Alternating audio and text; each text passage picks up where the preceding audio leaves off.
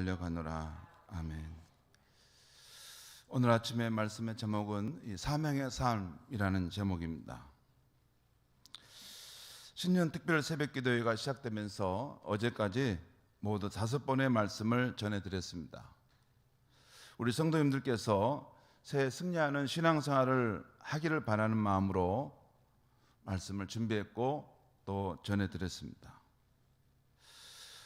첫째 날은 신앙의 삶에 대한 말씀을 들었습니다. 한번 제가 말씀을 드릴 때 다시 한번 받았던 말씀을 마음에 새기시면 좋겠습니다. 첫째 날 신앙의 삶이라는 주제에서는 신앙이란 믿음의 대상에게 자신을 내어 맡기는 것이라고 말씀했습니다. 우리의 믿음의 대상은 하나님이죠. 예수님이죠. 믿음의 대상인 하나님께 자신을 내어 맡기는 것이 신앙이라고 했어요. 하나님을 아는 것, 하나님에 대해서 동의하고 수긍하는 것 정도를 넘어서서 우리는 하나님에 대해서 지식적으로 알고 있죠. 또 하나님이 창조해 주시라는 것, 예수님이 그리스도라는 걸 우리는 동의합니다. 그런데 거기서만 머무르는 것이 아니라 그 믿음의 대상이신 예수 그리스도께 내 자신을 내어 맡기는 것이 신앙이라는 것이에요.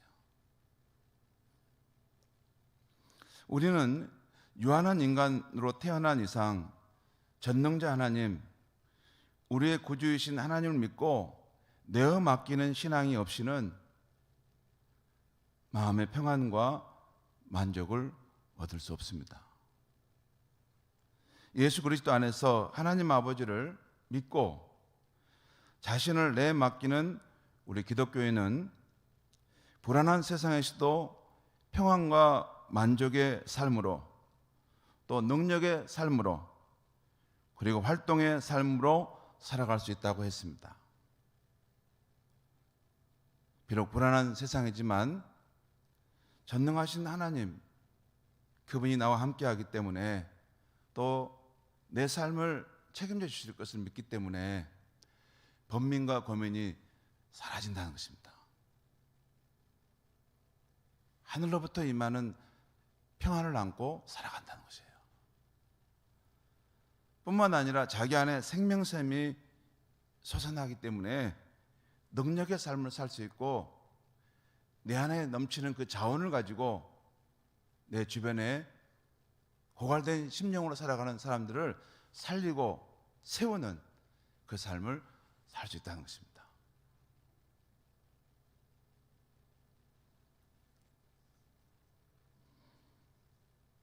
그것이 신앙의 삶이라는 것입니다. 마치 가지가 포도나무 본체에 이렇게 탁 연결되어 있는 것, 늘 연결되는 삶을 추구함으로써 가지로부터 인자한 농부로부터 공급될 수 있는 모든 좋은 자원을, 은혜를 자기 안에 차고 넘치게 가지고 있어서 열매를 때를 따라 열매를 맺고 또 다른 사람에게 이 풍성한 포도 열매를 나누어주는 그런 인생으로 살아간다는 것입니다. 신앙은 내 몸 전체, 내 인생 전체, 내 현재와 미래를 유한한 내 삶이 내가 관리하는 것이 아니라 무한한 자원과 능력과 힘을 가지고 있는 그분께 내어 맡기는 것입니다. 그게 신구약 성경을 관통하는 신앙의 본질입니다. 두 번째, 소망의 삶에 대한 말씀을 들었습니다. 어려운 현실에서도 흔들리지 않는 소망이 있을까? 세상 소망이 끊어지려는 상황에서도 우리 기독교인은 소망을 품고 살 수 있을까? 예, 있다고 했습니다. 그 길은 오직 소망의 근원이신 하나님을 우리가 계속 바라본다면, 그분을 의지한다면 여전히 소망의 삶이 있다는 것입니다. 인간적 소망이 끊어지는 현실에서도 우리 기독교인이 흔들리지 않는 소망을 가질 수 있는 두 가지 이유가 있다는 것을 말씀드렸어요. 하나는 이 세상은 나 혼자만 고아처럼 사는 세상이 아니라 살아계신 하나님께서 활동하시는 세상이라는 것입니다. 참 좋으신 하나님께서 신실함으로 지켜가시는 세상이라는 거예요. 그리고 또 하나는 우리가 인간적인 소망이 다 끊어질 때에도 우리가 여전히 산 소망을 가질 수 있는 이유는, 또 하나는 우리만 소망의 성취를 위해서 활동하는 것이 아니라 하나님께서도 우리의 소망의 성취를 위해서 스스로 일하시고 성취해 가고 계시다는 것입니다. 우리의 도움에 관계없이. 우리의 도움을 받지 않고 하나님은 천지 만물을 창조하셨습니다. 우리의 도움을 받지 않고도 죽으신 그 독생자를 다시 부활시키셨습니다. 우리의 도움 받지 않고도 성령을 보내셔서 우리를 구원해냈습니다. 하나님이 하시는 일은 하나님이 하십니다. 그리고 우리 피조물인 우리는 그 활동의 여파에 불과할 뿐입니다. 여파가 뭔지 아시죠, 여러분? 그 하나님이 움직이실 때 우리는 그 움직임, 활동의 그 파장으로부터 우리는 반응할 뿐입니다. 하나님의 자신을 계시하지 않으면 우리는 하나님을 믿을 수가 없습니다. 그 광대하신 하나님, 이 우주보다 더 크신 하나님을 어떻게 좁쌀보다 더 작은 인간이 이해하고 그를 믿을 수 있습니까? 우리 삶에 일어나는 모든 아름다운 변화는 마치 봄이 오면 이렇게 태양빛이 다시 대지를 이렇게 탁 내려질 때, 그때 봄이 이게 햇살에 비치는 봄이 왔네 하고 그 새싹이 조금 반응하고 피어내는 것처럼 하나님께서 우리의 삶의 소망의 근원이시고 소망의 역사를 이루어가고 계시기 때문에 인간적인 소망이 끊어지더라도 여전히 소망은 살아있는 것입니다. 세 번째는 존중의 삶에 대한 말씀을 드렸습니다. 예수님께서 우리에게 말씀하신 형제사랑의 삶이란 무엇일까? 그 형제사랑의 삶이란 한마디로 형제를 존중히 여기는 삶이라 했습니다. 그리고 이 존중은 우리가 그것을 인정하든 인정하지 않든 관계없습니다. 이것은 하나님이 정하신 영적 법칙이에요. 마치 만유인력의 법칙처럼 우리가 태어나기 전부터 그 만유인력의 법칙이 있었어요. 이처럼 우리가 하나님과 형제를 존중하면 복되고 형통하게 살지만 우리가 하나님과 형제를 경시하면 큰 고통을 받게 살도록 정하신 법칙이라는 것이에요. 그리고 존중의 마음이란 겸손함으로 자기보다 남을 낮게 여기는 것이라고 했습니다. 이것은 예수 그리스도의 마음이었고, 예수님은 하나님의 본체시나 자신을 낮추셔서 십자가에 대신 죽기까지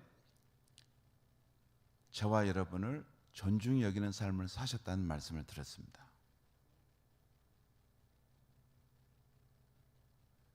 우리를 사랑하셨다는 것은 다른 의미로 그만큼 우리를 자신보다 더 존귀히 여겨주셨다는 거예요. 형제사랑이란 다른 사람을 존중히 여기는 삶입니다.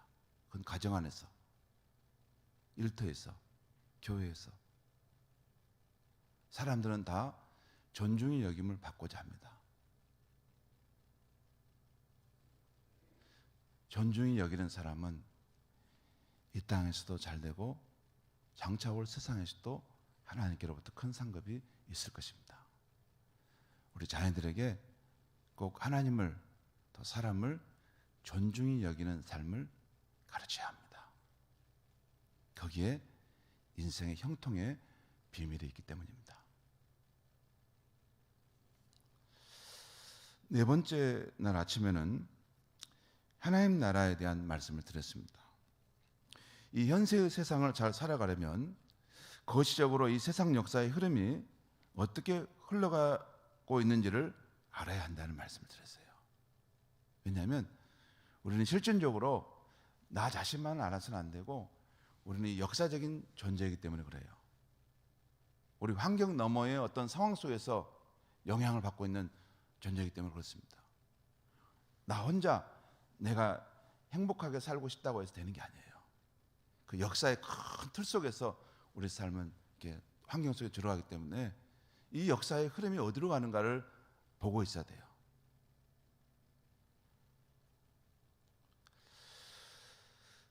이 세상 역사의 흐름이 어떻게 흘러가는가에 대해서 유물론적인 역사관, 윤회론적인 역사관, 그리고 창조론적 역사관이 있다는 말씀을 드렸습니다. 그러면서 모든 사람은 가만히 보면 자신이 믿는 세계관 속에서 살아간다는 말씀을 드렸어요. 자신이 믿는 세계관이 있습니다. 왜 그분은 그렇게 행동할까? 그 세계관의 영향 속에서 그렇게 살아가는 것입니다. 그러니까 그 한계를 넘어설 수 있는데 그 한계를 넘어서 새로운 세상을 삶을 살 수 있는데 그게 안 되는 것은 그 사람을 이렇게 뒤덮고 있는 그 세계관이 있기 때문에 그렇습니다. 아무튼 우리 기독교인은 하나님이 세상과 만물을 지으셨다는 창조적 세계관을 갖고 살며 또 하나님께서 창조에서 종말까지 이 세상 역사를 주관해 가시는 것을 믿는 사람들입니다. 왜 그렇게 믿는가? 하나님 말씀인 성경이 그것을 증언하기 때문에 성경을 근거해서 우리는 그런 믿음을 갖고 있습니다. 원래 하나님이 지으신 세상은 하나님의 왕으로 다스리시는 나라였습니다. The Kingdom of God. 그런데 인간의 반영으로 모든 관계가 뒤틀려져 버렸습니다. 제가 어제도 우리 이여령 교수가 이제 암 말기고 아마 얼마 못 사실 것 같아요. 한 달 이내에 아마 돌아가실 수도 있겠다는 생각이 드는데 그분이 쓰신 글을 제가 다시 한번 가만히 읽어봤어요. 근데 인류 문명, 인류가 지은 가장 큰 죄가 오만이라는 거예요. 오만. 오만의 핵심은 피조물이 조물주가 되려고 하는 것이라는 거예요. 피조물이. 우리가 살아가는 이 문화와 이 문명의 환경 속에 그 인간의 오만이 있다는 것입니다. 그리고 인간은 다 그런 오만의 마음이 있다는 거예요. 자기가 세상의 중심이면서 세상을 판단하는 삶의 그런 모습이 있다는 것이죠. 그게 오리지널 신, 죄의 본질이라는 것입니다. 아무튼 그런 존재가 될 때 하나님과의 관계, 또 자신과의 관계, 이웃과의 관계, 세상 관계 모든 것이 막 뒤틀려져 버립니다. 그러면 그 삶이 바르게 되려면 뭐냐면 다시 하나님의 왕으로 다스리시는 그 나라의 백성으로 회복돼야 한다는 것이죠. 그래야 질서가 회복되는 것입니다. 여러분, 사람들이 보면 저 사람 아무렇게나 사는 사람 보면 왜 그런지 아세요? 질서가 다 무너져 버린 것입니다. 마음의 질서가 무너져 버린 거예요. 되는 대로 사는 겁니다. 그런데 예수를 믿는 것이 정말 중요합니다. 예수를 주로 왕으로 믿게 되면 그의 삶의 질서가 하나님 나라의 질서로 회복되기 시작하는 것입니다.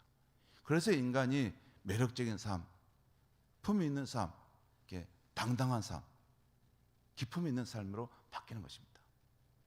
예수를 믿을 때 어설프게 믿기 때문에 그렇지 예수를 정말 하나님다운 분으로 인정하고 믿게 되면 그의 삶이 처음에 에덴 동산의 모습처럼 아름답게 회복되는 것입니다.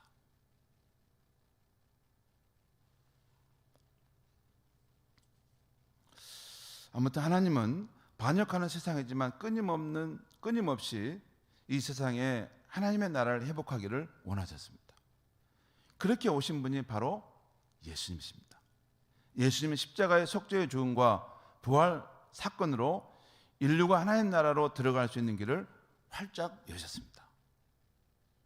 그전에는 심판받을 인류였는데 예수님의 십자가의 그 속죄를 믿음으로 하나님 나라를 들어갈 수 있는 길이 활짝 열린 것이에요.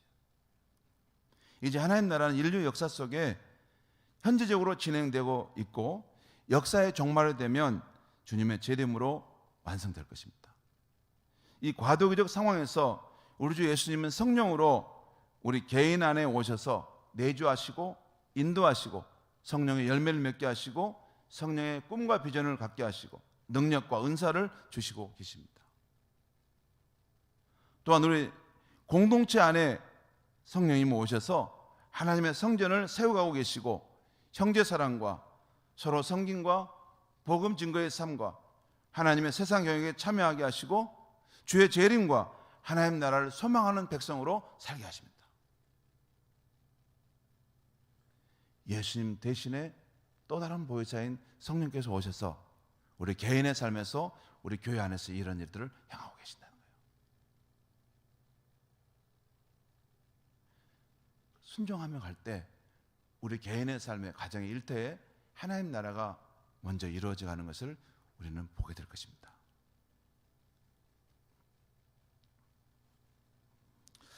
다섯 번째는 영적 전쟁에 대한 말씀을 드렸습니다. 거대한 강물처럼 도도하게 흘러가는 하나님 나라의 역사관 속에서 헌신된 성도들에 의해서 하나님 나라가 이 세상에 더욱 힘차게 성취되어 가고 있다는 것입니다. 지금도 아주 하나님 나라 헌신된 신사들이 복음을 위해서 하나님 나라를 위해서 자신의 삶을 젊음을 들이면서 달려나갑니다. 어떻게든지 이 하나님 나라의 복음을 이웃과 세상에 전하려고 위해서 고군분투합니다. 그 멋진 크리스천들이 있죠. 복음을 부끄러워하지 아니하고 담대하게 전하고 이 복음을 통해서 사람을 구원하는 것을 이 세상 최고의 가치 있는 삶이라고 생각하고 열심히 그 길을 달려가는 분들이 있어요. 그런 사람들에 의해서 하나님의 나라는 힘차게 이 땅에 세워져 가고 있는 것입니다. 그런데 그와 동시에 사탄은 어떻게 해서든지 하나님 나라가 임하는 것을 반대하고 회망하려 한다는 것입니다. 그래서 우리의 대장 되신 주님은 십자가와 부활로 사탄에 대해서 결정적인 승리를 하셨고 승기를 잡으셨지만 우리에게는 아직 영적 전쟁이 남아있는 것입니다. 이 점을 알고 계셨기 때문에 예수님은 우리에게 가르쳐 주신 그 주기도에서 하나님 나라가 이 땅에 임하도록 우리가 기도해야 함과 동시에 또 하나가 있어요. 우리가 영적 전쟁의 상황을 잘 알고 대처하도록 기도를 가르쳤어요. 그 두 가지입니다. 우리가 시험에 들지 않도록 기도하게 하고 악한 자의 계략에서 구해달라고 기도하라 하는 것입니다. 그렇게 주기도문 안에는 두 가지가 나와 있어요. 하나님 나라가 이 땅에 임하도록 하는 것, 그리고 그것이 쉬운 것이 아니라는 것이죠. 악한 영 마귀가 그걸 끊임없이 좌절시키고 회방시키기 때문에 우리가 넘어질 수 있다는 것입니다. 그래서 우리가 시험에 들지 않도록 마귀가 하는 유혹에 넘어지지 않도록 우리를 지켜달라고, 그리고 그 악한 자의 대적을 이길 수 있게 해달라고 기도하라는 것입니다. 무엇보다도 우리 대장 되신 예수께서 앞서 행하시고 깃발을 들고 가시는 것을 언제나 기민하게 살피고 움직여야 한다는 거예요.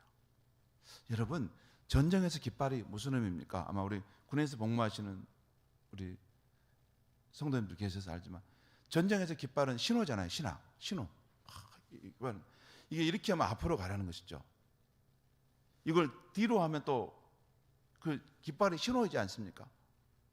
우리의 대장 되신 예수님께서 우리 앞서서 깃발을 들고 신호를 보내면 우리가 그의 군사라면 그 신호에 따라 움직여야 되는 것이죠.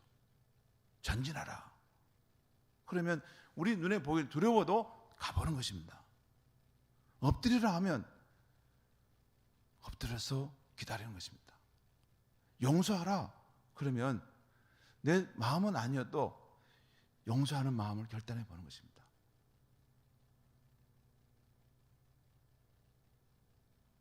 그게 우리의 대장 되신 예수님의 깃발을 따라 가는 군사들인 것입니다. 그렇게 하면 영적 승리가 있다는 것입니다. 아무튼 우리의 대장 되신 예수님, 그분이 성령으로 우리 삶에 역사하시는데 그분이 앞서가시고 깃발을 신호를 보낼 때 기민하게 움직이는 이 시대 크리스천들이 있어야 합니다. 그러려면 여러분 두 가지를 항상 연습을 해야 돼요. 하나는 하나님의 말씀 속에서 말씀을 읽을 때 그 말씀 속에서 우리를 인도해 가시는 주님의 손길을 이렇게 간파할 수 있어야 됩니다. 자꾸 늘 보면서 그 훈련을 하다 보면 이게 하나님 말씀 속에서 내게 주시는 음성을 이렇게 들려올 때가 있어요. 또한 성령 안에서 기도하다 보면 민감해집니다. 기도는 그냥 나 혼자 하나님께 이렇게 하다 가는 게 아닙니다. 여러분, 우리의 삶은 우리의 삶은 주 안에서 있는 삶입니다. 주 안에. 주님이 우리 안에도 있지만 우리의 삶은, 크리스찬의 삶은 우리가 어디에 있든지 어떤 장소, 어떤 환경에 있든지 그것은 주님 안에 계십니다. 왜? 우리의 주 그리스도는 만유이시며 만유보다 크신 분이십니다. 그러니까 그분이 우리 안에도 계시지만 우리의 모든 삶의 상황은 그분의 임재 안에 머물러 있는 것입니다. 그리고 그것을 알게 하시는 분이 성령으로 우리 안에 역사하신 것이에요. 그래서 성령 안에서 기도하면서 그분이 내게 터치하시는 부분, 내 마음속에 세미하게 터치하는 부분, 그런 부분에 대해서 순종하다 보면 점점 영적 전쟁에서 승리하는 삶이 됩니다. 먼저 나를 이길 뿐만 아니라 주변의 환경의 상황에서도 내가 이렇게 마귀의 유혹에 막 흔들리지 않는 마음의 평정심을 지켜갈 수가 있습니다. 여기까지가 우리가 살펴봤던 특별 새벽기도의 주제입니다. 신앙의 삶, 소망의 삶, 존중의 삶, 하나님 나라, 영적 전쟁. 그리고 오늘 이제 마지막 날인데 오늘은 길게 하지 않겠습니다. 짧게 잠깐만 제가 설명하고 이 부분은 이제 평생 우리가 추구해 갈 주제이기 때문에 잠깐 말씀 전하고 기도하면 좋겠습니다. 오늘 아침은 우리 성도님들이 추구해야 할 사명의 삶에 대한 말씀을 드리는데요. 일생을 예수 그리스도를 따라가는 그리스도인의 사명에는 두 가지가 있다고 하겠습니다. 이건 성경이 선명하게 말하는 부분이에요. 하나는 우리가 어떤 존재가 될 것인가 하는 존재에 대한 사명입니다. 또 하나는 우리가 어떤 일을 하다가 갈 것인가 하는 사역에 대한 사명입니다. 어떤 분들은 이렇게 보면 사역에 대한 것은 잘 하시는데 우리가 어떤 존재가 될 것인가에 대한 이 존재에 대한 사명은 별로 노력하지 않은 분들이 계세요. 그러니까 일은 잘 하시는데 존재의 변화는 별로 없는 그런 수가 있습니다. 근데 이 둘 다가 다 필요한 거예요. 이 우리가 어떤 일을 하다 갈 것인가 하는 부분은 내일 주일 아침에 제가 말씀드리겠습니다. 그리고 오늘 아침은 우리가 어떤 존재가 될 것인가에 대한 말씀을 잠깐 드리겠습니다. 우리가 이 세상 살 때 인생의 목적을 어디서 찾는가가 아주 중요하죠. 사람들은 물질, 재미, 성공, 가족, 건강, 사회 정의와 같은 것들에서 인생의 목적을 찾곤 합니다. 그 이외에도 이걸 설명하려면 얼마든지 있습니다. 그러나 하나님을 믿는 우리들은 인생의 목적을 찾는데 가장 신뢰할 원천은 하나님이십니다. 왜? 우리를 창조하신 분이기 때문에, 또 우리를 구원하신 분이기 때문입니다. 우리 인간을 향한 하나님의 목적은 무엇일까요? 성경은 일관되게 우리가 하나님의 아들 예수를 닮아가는 것이라고 말씀합니다. 이것은 로마서 8장 29절에도 오늘 보면 에베소 4장 14절에도 13절에 나옵니다. 로마서 8장 29절 여러분 들어보시기 바랍니다.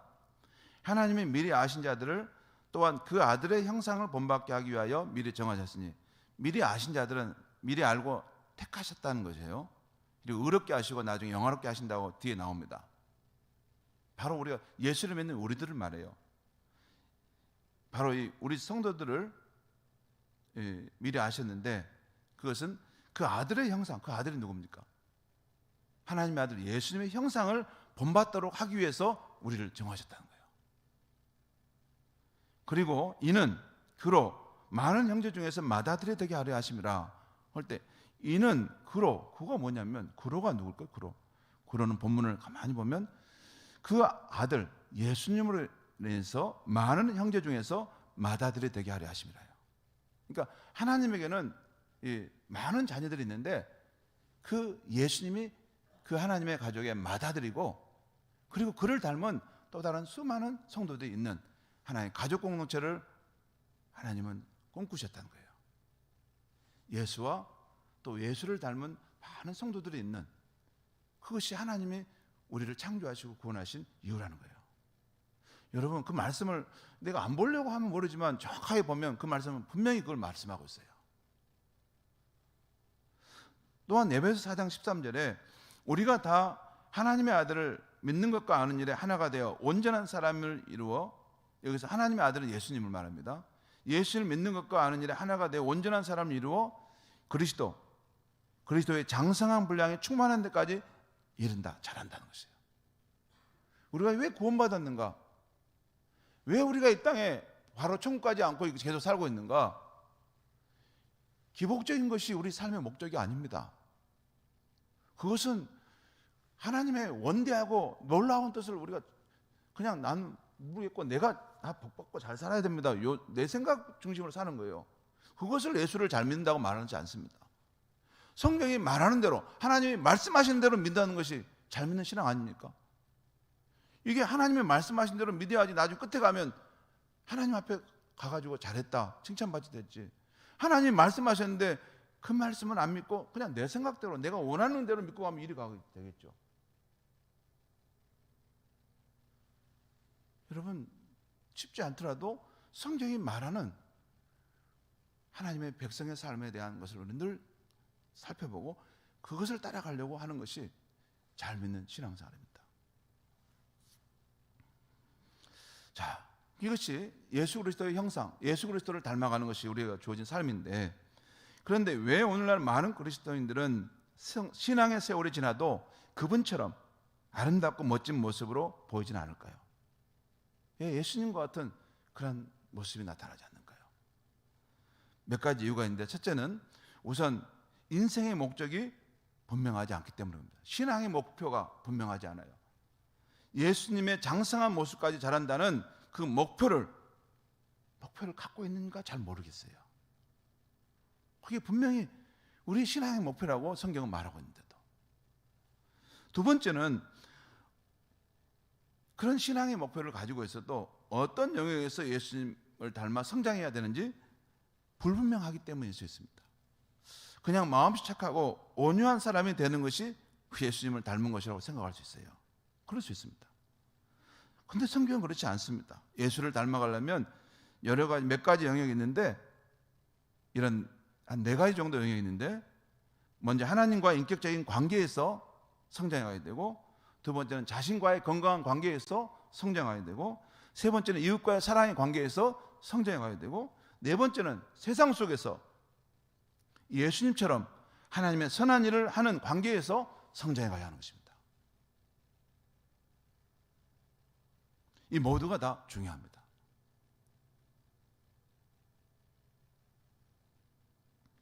자, 인생의 목적이 분명하냐? 두 번째, 어떤 영역에서 우리가 성장해 가야 하느냐? 세 번째는 오랜 시간의 과정을 거쳐 되는 이름을 생각하지 못하기 때문이라는 것이죠. 그러니까 이런 예수를 닮은 것이 한순간 성령의 불을 받으면 갑자기 변화되는 것이라고 생각할 수 있어요. 그런데 성경은 그렇게 말하지 않습니다. 우리 안에 오신 성령님과 동행하면서 평생을 통해 점차적으로 변화되어 가는 것임을 말씀해요. 복음서 예수님이 보여주시고 성경에 나타난 하나님이 우리에게 품으신 뜻은, 예수를 믿는 우리가 인생 여정을 통해 예수 그리스도의 형상을 조금씩 스텝 바이 스텝 조금씩 닮아가는 것이고 예수님처럼 성장해 가는 것입니다. 저 사람이 더딜지 몰라도 조금씩 닮아가면 위대한 역사가 그 인생 가운데 일어나고 있는 것입니다. 그래서 내가 교사라면 예수님과 같은 교사가 되는 것입니다. 내가 상인이라면 예수님을 닮은 상인이 되는 것입니다. 내가 직장인이라면 예수를 닮은 직장인이 되는 것입니다. 내가 사역자라면 예수를 닮은 사역자가 되는 것입니다. 내가 어머니와 아버지라면 예수를 닮은 어머니 아버지가 되는 것입니다. 내가 직분자라면, 내가 장로, 안수집사, 권사라면 그냥 장로가, 그냥 집사, 권사가 중요한 것이 아니라 그게 무슨 의미가 있습니까? 목사라고 해서 무슨 의미가 있습니까? 목사에도 요즘 문제 많은 목사 많지 않습니까? 참 우리가 항상 어려운 문제가 그 문제죠. 목사도 예수를 닮아가는 그 목사가 있어야 되고, 장로, 안수집사, 권사도 예수님의 형상을 닮아가는, 달마다 스텝 바이 스텝 조금씩 성령님과 함께 동행하면서 예수님의 그 성품과 그 삶과 그 사역과 그 풍성하신 삶의 모습이 나타나는, 마음이 좁고 옹졸하지 않는 예수님의 관용과 용납과 긍은하심을 품고 있는 성령의 그 관점에서 이 세상, 깨어진 세상을 바라보고 합파하면서 기도하고 하나님의 나라가 이루어지기를 소망하는 그런 예수를 닮은 직분자가 되어야 된다는 것입니다. 오늘 빌립보서 3장 7절에 13절에서 누구보다도 예수 그리스도를 본받고자 했던 사도 바울은 이런 말씀을 쓰세요.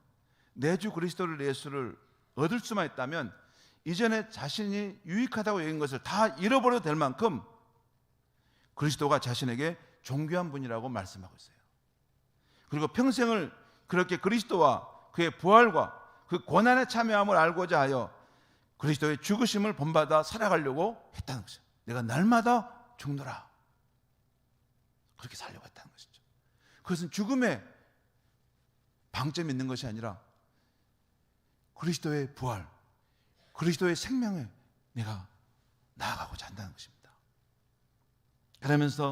그러면서도 오늘 사도 바울은 아직도 온전히 그리스도를 얻은 것이 아니라고 말씀하고 있어요. 오늘 빌립보서 4장 13절 14절에서 이렇게 고백합니다.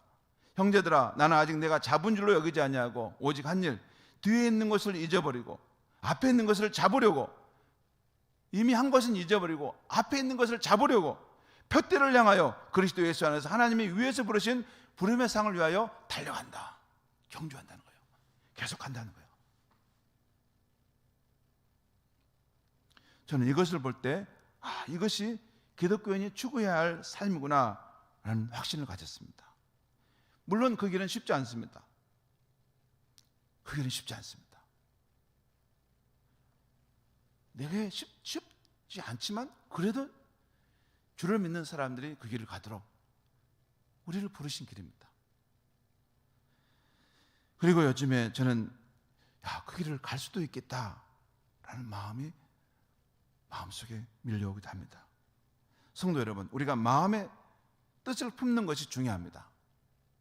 마음의 그 뜻을 품는 것이 중요해요. 시작이 반이라는 말씀 있지 않습니까? 기독교인의 신앙은 방향이 없이 가는 것이 아닙니다. 분명한 뜻과 신앙의 목표점을 정하고 달려가는 것입니다. 그것이 예수 그리스도의 온전한 형상을 내 삶에 이루어가는 것이라는 것입니다. 여러분, 목표를 잡되 작은 목표가 아니라 가장 높고 가장 고상한 것을 인생의 목표로 잡고 달려갈 수 있기를 바랍니다. 여러분 그림을 그릴 때 고양이를 그리려고 하면 쥐 정도밖에 못 그립니다. 그런데 그림을 그릴 때 호랑이를 그리려고 마음에 품으면 호랑이를 그리기도 하고 안 되면 고양이 정도까지는 그릴 수 있습니다. 여러분, 인생의 목표점을 정할 때 성경이 말하는 크고 고상한 그 목표, 죽을 때까지 달려가도 다 이루기 어려운 그 목표를 붙잡고 가다 보면 죽을 때쯤에는 우리의 존재가 정말 예수님의 모습으로 많이 변해 있을 줄 믿습니다. 주님 가는 것입니다. 계속해서 가는 것입니다.